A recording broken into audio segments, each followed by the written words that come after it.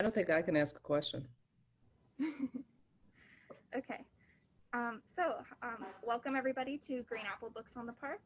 I'm excited to introduce Francine J. Harris. Francine is a poet and the author of the Lambda Literary and Audre Lorde award-winning collection Play Dead, which released in 2016, as well as of her debut collection Allegiance. She has received fellowships from the National Endowment for the Arts, the MacDowell Colony, and the Coleman Center for Scholars and Writers at the New York Public Library. She's also an associate professor at the University of Houston. Her most recent collection is Here is the Sweet Hand, again, which explores the mystique and myth of female loneliness as it relates to Blackness, aging, landscape, and artistic tradition. Francine, thank you for joining us. Thank you, Casey. Thank you for having me. Um, I just tweeted us while we were talking. So, um, so I thought I would read some poems, and then if people have questions, um, I'm happy to take questions. I'm in Houston right now, um, and I'm at my home in Houston, which is great. I'm so happy to be here. I wish I was there. I wish I was there with you guys in San Francisco, but um, I don't know. I'm sending out my best to everyone. So I think I'll read a couple poems from the second book, and then I'll move into some poems from the new book. I'm going to read for about 20 minutes, and maybe say some things in between. Okay.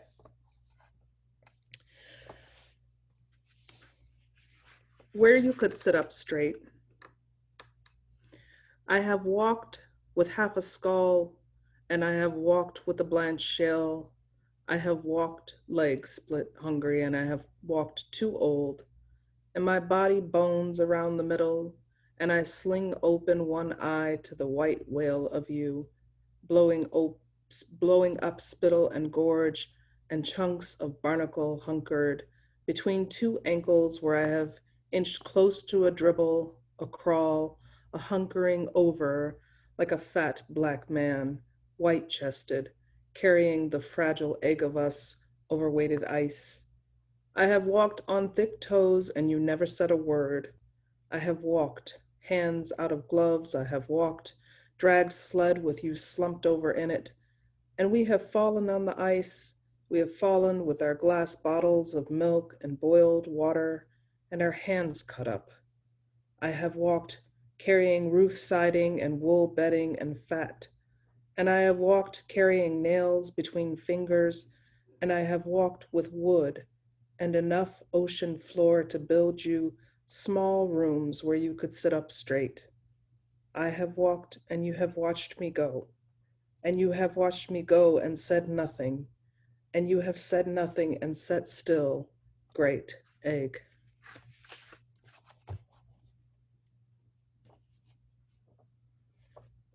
I feel like every time I read that poem, you know that I saw the March of Penguins, and you know, you know that there, it gets so hard to write poems about films until they kind of like take on a different life. I guess maybe that's what the ekphrastic is. It's sort of difficult to write about the thing itself until you can connect it to something else. Um, yeah. What else do I want to read? I have one little bookmark in this book. I guess that's the only poem I'm going to read from this book. No, that's not true. I want to read something else from this book. I'm going to read this poem, which is also ekphrastic. Oh, it can be a theme. How about that? At least for this book. This is called Study After Velasquez, Portrait of Pope Innocent the 10th, which is a Francis Bacon study. So it's a little mirrory, which is nice. Under Innocent, my father holds his stomach and makes a mouth, the kind of mouth that paints, the one we know so well, a hole of paints, a blackout mouth, nearest exit. He howls as if his stomach and holds.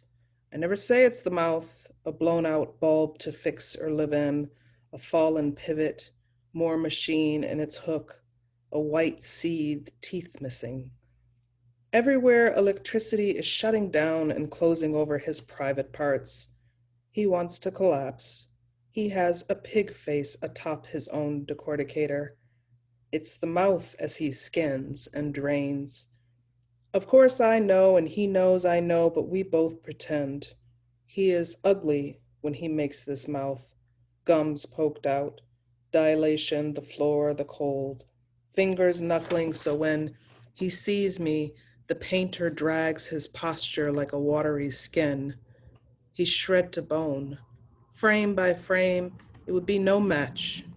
On the golden ropes, the man needs a stall, a mat, a place to be sick.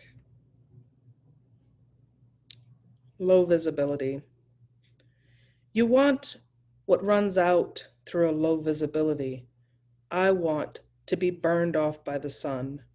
We want the same thing, the heat, the road and sun, a travel stuck mosquito netting, maybe a lucky streak to suffocate, or at least lust, at best an intensity that tastes, lava on a belly where it coils, a quicksand swamp.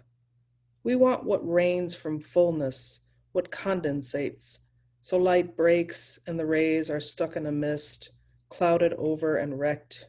What difference is it, the cold from summer, with a dense relief? I have light in my mouth. I hunger you. You want what comes in drag, a black squirrel in a black tar lane, fresh from exhaust, hot in July's unearthed steam. You want to watch it run over, to study the sog. You want the stink of gristle buried in a muggy weather. I want the faulty mirage, a life of grass. We want the same thing. We want their deaths to break up the sun.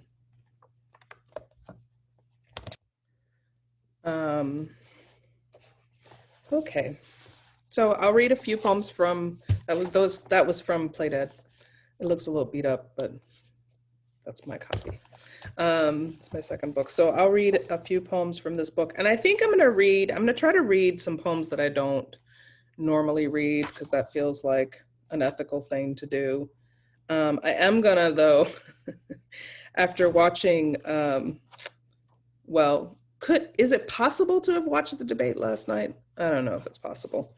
I'm gonna read a little bitty poem that harkens back to a simpler time. And then I'm gonna read a suite of poems. And then one poem that I have not actually tried to read to anybody, but this feels intimate enough. I'm gonna trust that it's gonna work out, so. And then we'll see where we're at. The Meek. It's election day. It's the finest day in history.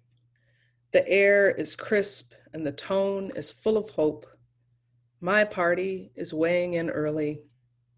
There are victory flags in the sky. And the whole morning, I am haunted by the memory of a lover who, at the end of everything, told me I had no ass.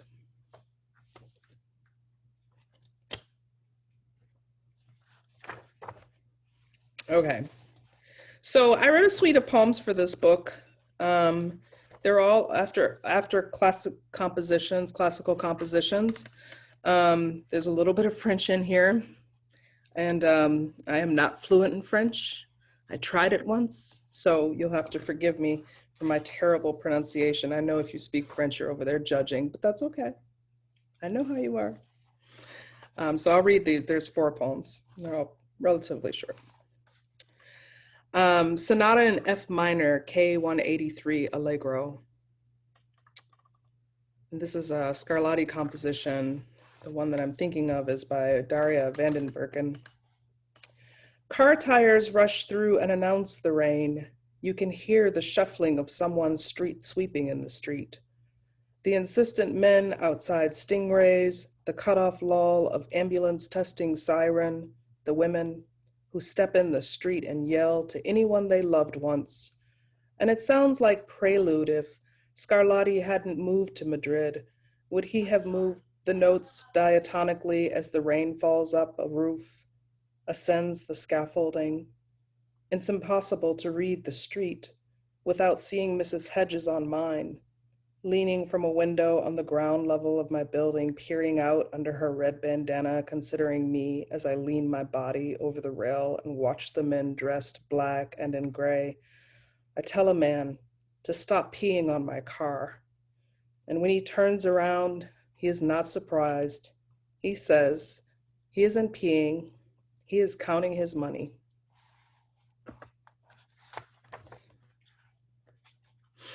Did you hear Alexa back there thinking that I was talking to her? She always does that. I'm not really ever talking to her. Concerto number 2 in G minor, op 8, RV 315, L'Estate, Allegro Monomolto.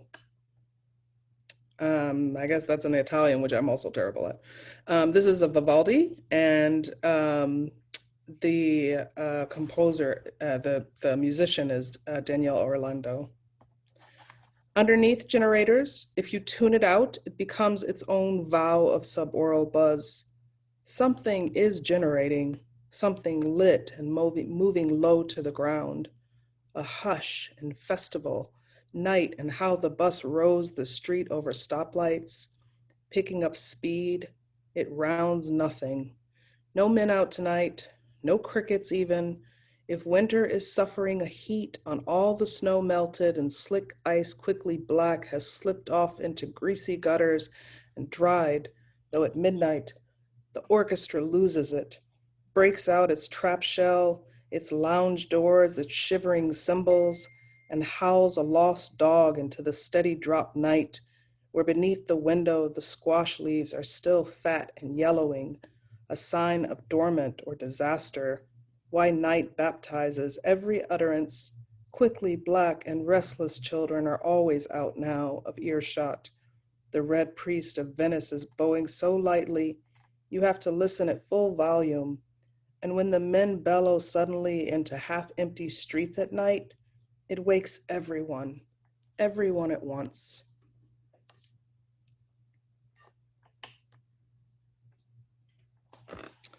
Unaccompanied cello suite number 4 in E-flat major, BWV 1010 Saraband. This is Bach by Yo-Yo Ma. The tension is in drag, the rug of hot winter rain, the droll swish tires. One of the old men comes to dance 3 times a night on a Monday. None of them sorry drizzle, rushing women, honking cab.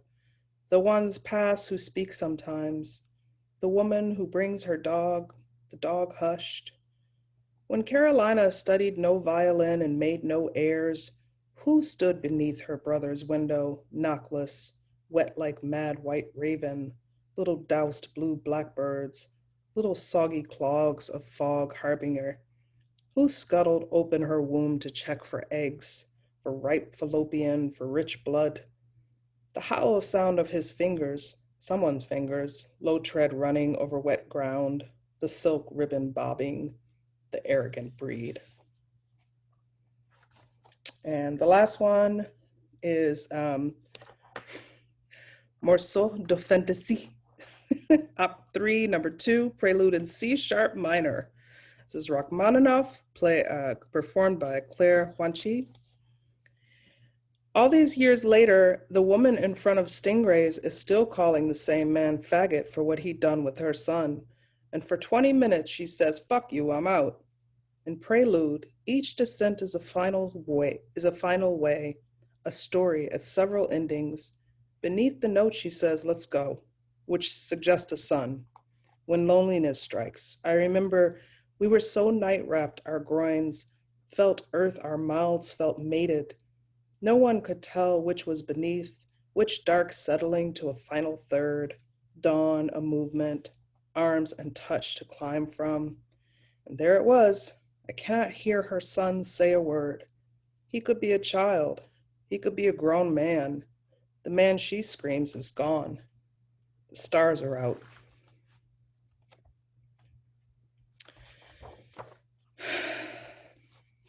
Okay, I'm gonna read um, this weird poem. Might be a little bitter. This poem is a little bitter. I'm just warning you. White people eating white food.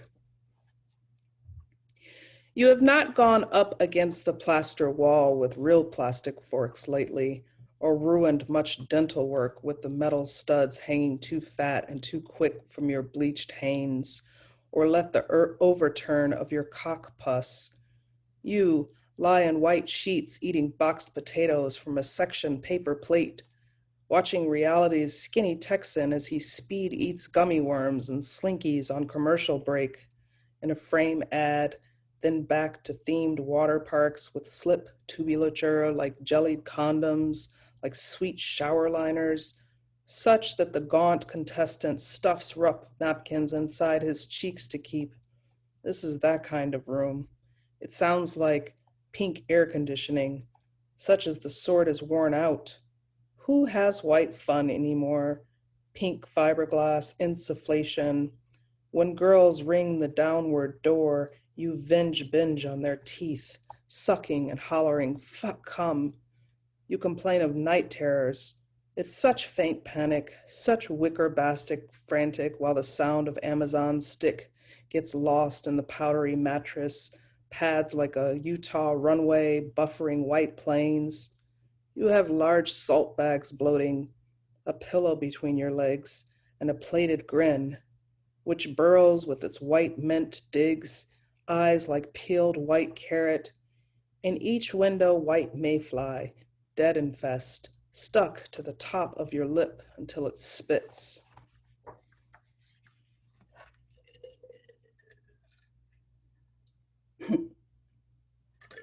I can just make faces at the camera because I don't know if you're there. Maybe you're there. It's like looking in a mirror. It's so bizarre. People make faces in the mirror. And now you know. Now everybody knows the faces we make. Okay, so here's the poem that I said I have not actually tried. I think I tried to read this once in public a long time ago. So I actually have not tried to read this aloud, period. But here we go. Well, you'll know. If you know hip hop at all, you'll know what this poem is after. The title is So Is We Thinking of New Ways to Fuck or Nah? And then it has an epigraph. I think the epigraph is, yeah, the epigraph. It's all a thing. I got a lot to thrash. I don't mind sending it. I'ma make this point that I'm a snake, you off. I'd be lying if I said this ain't for thumb. All these snafus in my skin, they turn you on.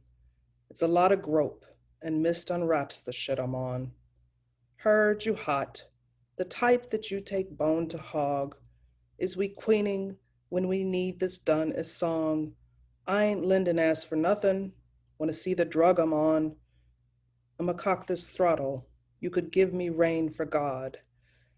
Would you dike the day I wet my tongue with tar? You can hide your face until you most succumb. I ain't spinning. We can get the gist, and then we throat a song. Come, sick 'em. Stretch a bully on a prong. I'm not the flight you crawl back up a star, but the way you wrap around me's rather mob. Ain't nobody trying to save you. May we get that langua. Got probably lots of other riches on these labia. So we pushin' scented nude? Had to paint a spot to save us. Shook fur in them glitches. Gun dirt to the air of night as fable. We reckon sexes dimmerep. We trying to take the flitch's breath. We trying to keep the spruces dead. We trying to buck their gender vens. So you gonna fix it with these flatheads? Pearl or saw? Scale me. Is you kneeling under sun with muscle heat or raw? Don't stay with loss. You know we're better off in a vug than a seal hun. We can say it all. Is we sealing bouts of honey so raw? Can we steely run a grip that's flawed? Can I sling another niche that's maw? Is you with the shits or fall? Or craw? Blue law. Would you high with a digger rickshaw? Would you dive for the trick cumshaw? Would you sigh for a bigger macaw, by law, Hook's law? Can you steely and flip and claw? Can I bring another Fitch or nah? Is you with the writs or gnaw, outlaw, scofflaw? Would you hie with a whip and bra? Would you die with a vigor geek gaw? Would you sigh for a swigger, pshaw, ring taw? World, make that class rap on young scholar's spine. You already go gunning for a song of wine. I could slide into glycol with belly. Sweet Sarrow's asinine gets messy, hurled as you truck in tree or suckling bee or caw. Can I sling another stitch? Death has a sea slum, seat braying. Two's a streak, go move it or yaw. Quiz which me looking at, me who stick in diff or flaw. Who's a mag or pie glitch? Stew raw ten or thaw.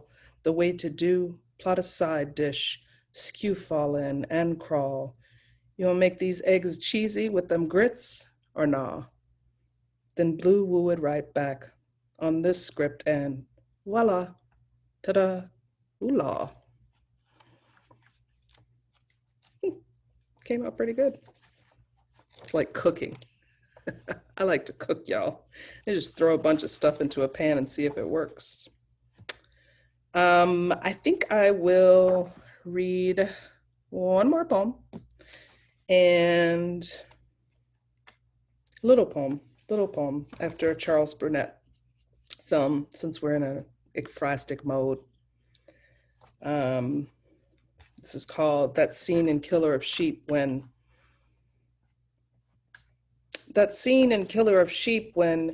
she uses the dance to drape into the circumference of a man, the quilt scale, the rattle sprawl, the haunt absence with its color gone.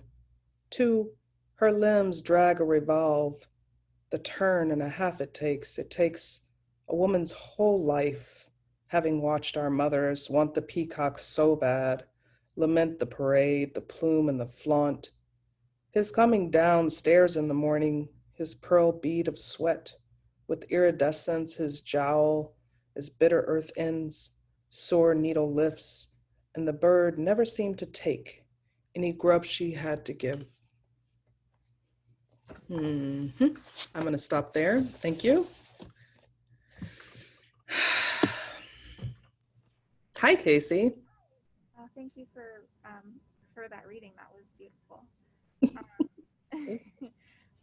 So I want to remind people that we do have a Q&A function here. So if you have any questions for Francine, feel free to put them in the question and answer box and we will answer them.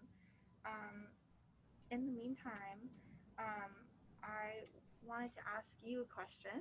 So one of your poems is influenced by like hip hop, and you also have some that are like from like classical music, like concertos. So I wanted to know what what has been the role of music in this collection that you've written. I mean, it varies. Those poems are from different periods. I didn't write them together, I put them together. The Ty Dollar Sign poem I actually started trying to write that poem a few years ago. Because, well, for a lot of reasons. Um, One, I wanted to rewrite the song because I like the song, but I didn't like the lyrics. So I wanted to rewrite it, and then I was just playing around with it. Back in the day, we used to do that. Like we would just write. Maybe people still do that. I don't know. You just rewrite songs. It's kind of like fangirl stuff, I guess.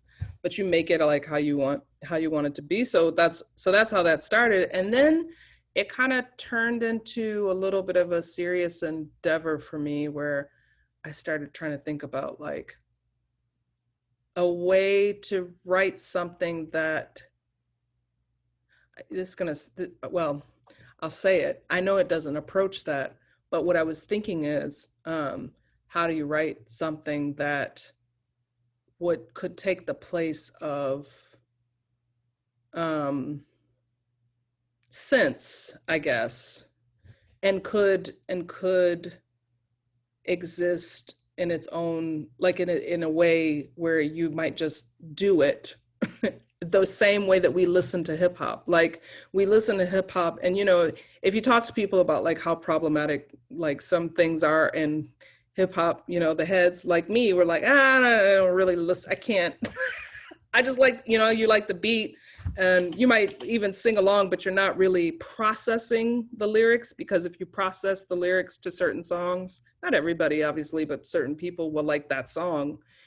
It's, you know, you can't buy in, right? So I was trying to think like, oh, what would it mean to create something that would also require like not buying in, like you just would have the lyrics, but that they're, you know, not something that you subscribe to.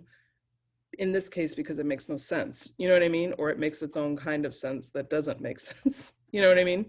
So then I just started kind of moving it around and trying to figure it out, and I worked on it for a long time actually. That poem, I would come back to it, and there's like a whole sections that I just couldn't, I would, you know, I don't know, whatever, this is a long, stupid conversation, but one of the things that's interesting about cadence and prosody is that whatever, like you try to do it and then you think you have it right, like you think you have the beat, you think you have a metric pattern, or and then you come back and you're like, how did I think that that was right? That's so far from right. You know what I mean? So like, I just kept picking at it. That's not what you asked me at all about music. Anyway, so then the suite happened actually just because I was all stressed out in New York. I've said this a few times.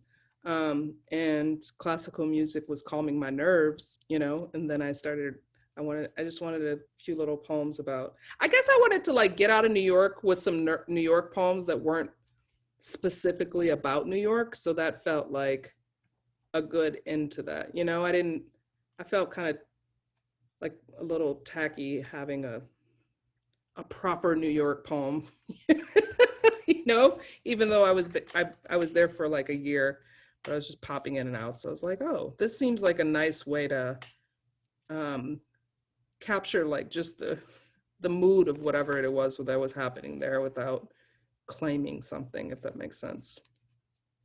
So that's how that happened. Awesome. Yeah, I really I like, I mean, musicality is like such a big part of like poetry, and I just Yeah, like to know about people's like influence, and especially, you know, in your collection, it thank you. plays such a big role. So yeah, I I have another question. I just wanted to know, what do you like? What do you consider to be kind of your literary lineage, and like which poets have inspired you in your own writing? Sure. I mean, I think I answer that question differently depending on um, the aspect that I'm thinking of.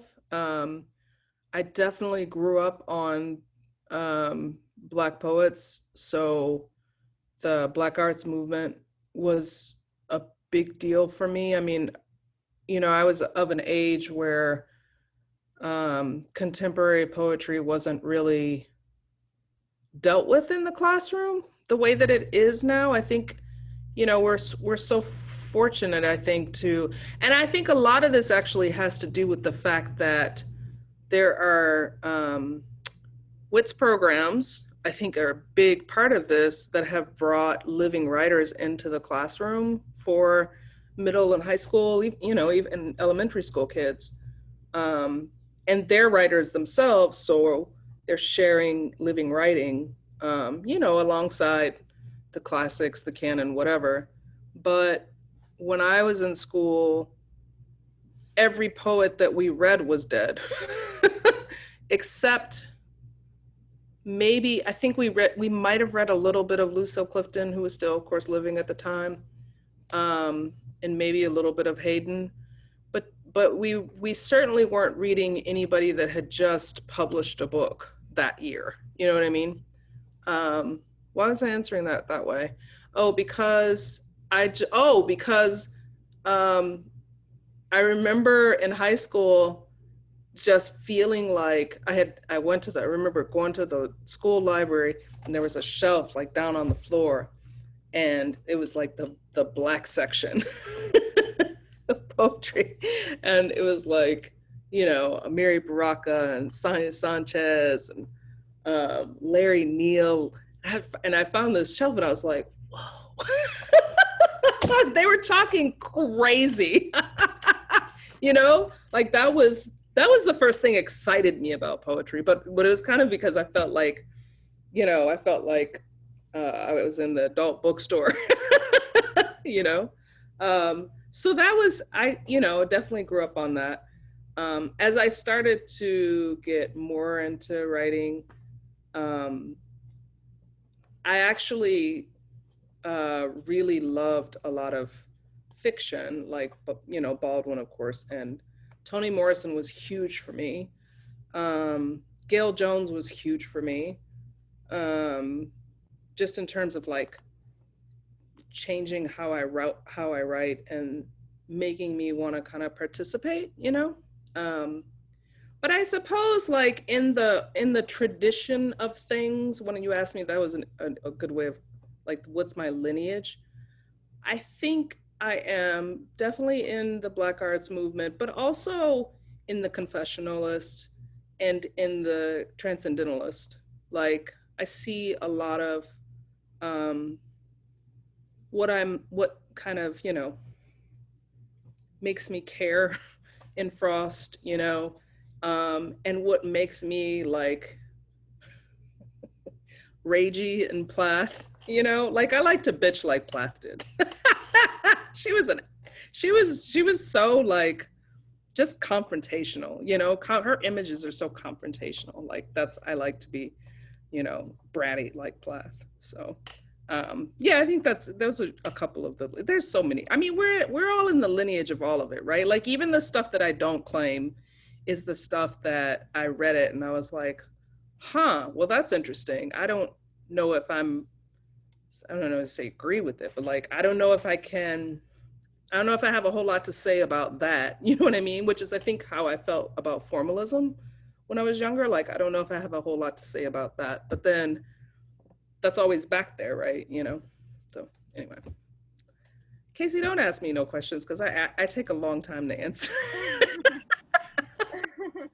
Well, but I have more. Oh, Can I ask you just one more, and then yes, we'll of wrap course. up here? Sure.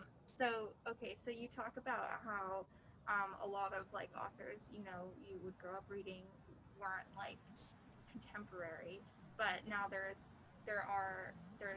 well, I mean, I guess there are, everyone was like contemporary at some point, but now, you know, we all read, I think, in this virtual room, like contemporary poets. So Yeah. would you kind of consider like now consider yourself more like in conversation with, or who do you read now that inspires you now? Um, I uh, I mean, that's such a, Or even just like who have you read recently that who have I read inspired recently? Yeah, you? okay, that's a different question. You know, okay, so to be honest, I feel like the way that I read now, is, if I'm being very frank about this, is to get ready for class. And things on my bookshelf that I know that I haven't read yet. And people who are are putting out books so I can, you know, sort of stay abreast of things. I don't, for better or for worse, I don't really read to just like to be inspired. I don't know if that's the right, I don't know if I'm saying this the right way. It's rare that I actually go for a book just because I remember loving it. You know what I mean? I read usually when I'm looking for things. I guess I read pretty pragmatically. At the same time, I don't know that I think of reading to be inspired to write, even though that is what happens. Do you know what I mean? I think I read for understanding. Like, and maybe it's a time thing. I mean, I wish I had more time just to be like, oh, you know what would be lovely right now? Hayden. Hayden would be lovely. Like if I'm going to Hayden, it's because wait, what was that poem? What was that thing he did in Renegade? It was something crazy that he was doing. So then I'll go to, I think that's an American Journal to try to understand what it was that he was trying to do. I think I read for understanding, and I return, and so it so happens that things that kind of poke at me, like um, if I'm thinking about Plath, I'm thinking I often go back to Plath to locate the racism again. I'm like, wait, where did she? I know she did it. She did it. Where is it? And then I kind of get lost in her. But the idea of like, because she's good. I mean, she's great. Except her racism is actually the least interesting. Like her moments of racism, I've talked about this with my students, are the least interesting parts of her writing, which is really interesting to me. Um, but I get lost in her writing. So usually that's what happens. I go back to read something pragmatically, or I'm reading something because I haven't read it. Like the most recent thing that I read that I just had on my shelf and hadn't got to, and then I'm like, oh my god, it's so good. I'm looking at it right now. Is Duriel Harris's Amnesiac? I'm like, oh, it's so beautiful. But it's kind of been on my shelf, and here it is right here. And I just hadn't read it. You know what I mean? So I think I return to writing, and I read pragmatically because I want to understand, and I also want to support. So that's the honest answer. That's probably not a good poet answer, but it's true. Well, thank you so much for reading with us tonight and Of answering all course. the questions and having a chat. Thank you, everyone else who attended. And just as another reminder, Francine's newest book is Here is the Sweet Hand, and you can buy copies of it on our website. It helps support our event series and, of course, helps support Francine. And you can find a recording of many of our events, including this one, at our YouTube channel, which is Green Apple Books on YouTube. So thanks, Thank you everyone, so for much, coming. Casey. Yeah, thank you, Francine. All right. Have a good night, everyone. Thank you. You too. Stay safe.